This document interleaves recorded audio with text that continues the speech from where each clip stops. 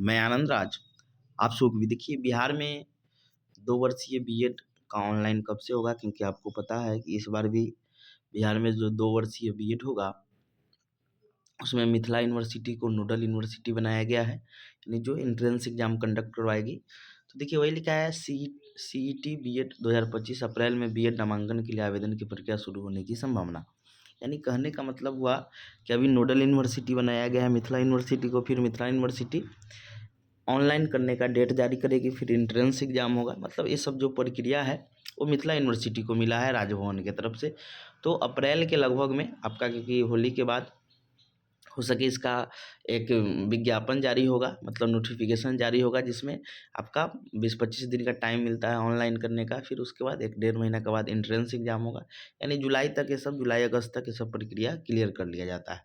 तो लिखा है सीईटी बीएड 2025 अप्रैल में बीएड नामांकन के लिए आवेदन करने की प्रक्रिया शुरू होने की संभावना। देखिए इसमें हम ये भी बताएंगे कि 1 वर्षीय बीएड कब से शुरू होगा, 1 वर्षीय बीएड कौन कौन लोग कर सकते हैं। तो देखिए लिखा हुआ है यहाँ पर कि सीईटी बीएड 2025 के तहत बीएड नामांकन के लिए ऑनलाइन आवेदन की प्रक्रिया अप्रैल में शुरू होने की उम्मीद है।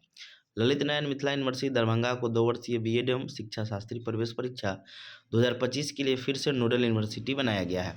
हालांकि अभी इसके नोडल पदाधिकारी की घोषणा नहीं है, मतलब कौन इसके मेन होंगे तो इस अशोक सिंह, मतलब वही रहते हैं।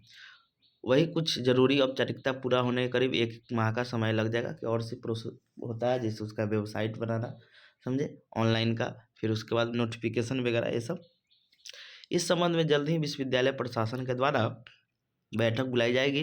नामांकन के लिए ऑनलाइन प्रक्रिया अप्रैल माह में शुरू होने की उम्मीद है, क्योंकि करीब 1 महीने का समय फॉर्म भरने के लिए छात्र छात्राओं को दिया जाता है। इसके बाद एंट्रेंस टेस्ट आदि करवाते हुए मेरिट लिस्ट के लिए समय भी दिया जाता है। जुलाई अगस्त तक हर हाल में बीएड का सत्र भी शुरू हो जाता है।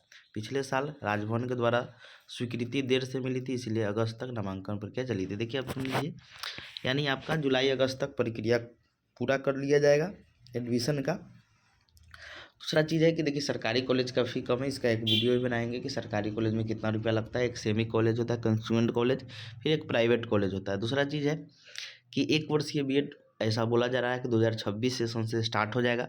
जो लोग पीजी किए हैं या जो लोग 4 ईयर का इंटीग्रेटेड बीएड किए हैं वो लोग मतलब 4 ईयर का इंटीग्रेटेड ग्रेजुएशन किए हैं जो भी चल रहा है, या तो आप पीजी किए हुए हैं या 4 ईयर का इंटीग्रेटेड बीए किए होंगे ग्रेजुएशन, तो आप 1 वर्षीय बीएड कर सकते हैं। लेकिन ये 2026 से बोला जा रहा है स्टार्ट होगा, समझे। तो अप्रैल माह के अप्रैल में आपका ऑनलाइन स्टार्ट होगा, अप्रैल से मई तक ये आपका प्रक्रिया चलेगा 1 माह का। फिर एंट्रेंस एग्जाम होगा, फिर मेरिट लिस्ट 1, 2, 3 स्पॉट भी होता है। पिछले बार तो स्पॉट हुआ नहीं था, लेकिन उसमें थोड़ा चेंज किया गया था, सेंट्रलाइज एडमिशन हुआ था यूनिवर्सिटी स्तर पर। तो आपका ललित नारायण मिथिला यूनिवर्सिटी जल्द से जल्द इसका नोटिफिकेशन वगैरह जारी करेगी और जल्द से जल्द आपका एडमिशन हो जाएगा। जो भी लोग बीएड करना चाहते हैं कि अगला साल से 1 ईयर बीएड हो जाएगा, समझे, तो इस चीज़ को भी ध्यान में रखना है।